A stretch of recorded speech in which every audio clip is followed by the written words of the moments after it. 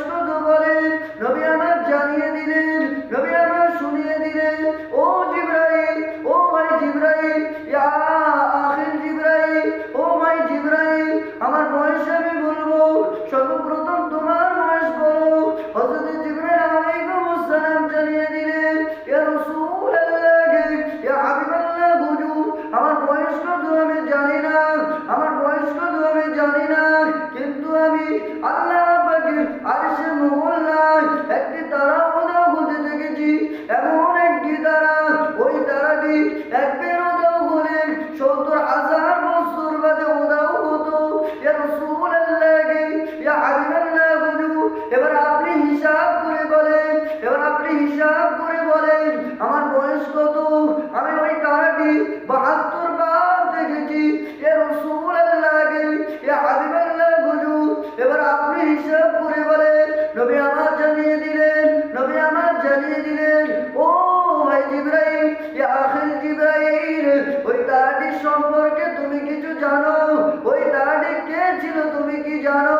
ও ভাই জিবরাইল, ওই তারাটি কি এখনো উদীয়মান? হযরত জিবরাইল আলাইহিস সালাম জানিয়ে দিলেন, ইয়া রাসূলুল্লাহ, ইয়া হাবিবাল্লাহ, হুজুর, ওই তারাটি এখনো আমি দেখি না, কিন্তু ওই তারাটি সম্পর্কে আমি কিছু জানি না। ওই তারাটি কে ছিল আমি জানি না। হযরত জিবরাইল আলাইহিস সালাম জানিয়ে দিলেন, ইয়া রাসূলুল্লাহ, ইয়া হাবিবাল্লাহ, হুজুর, ওই তারাটির সম্পর্কে আপনি বলেন।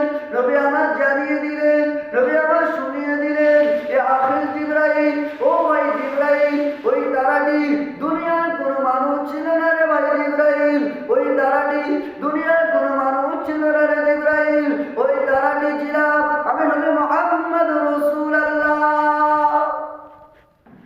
ওই তারাটি স্বয়ং আমি নবী মুহাম্মদ রাসূলুল্লাহ ছিলাম।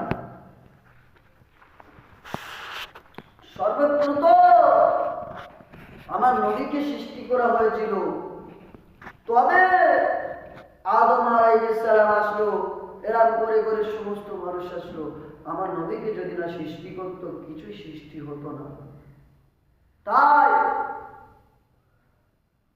অনেক অনেক রিওয়ায়াতে এসেছে, এটা হাদিস, যে লাউলা কালামা খলাকতুল আফলাক,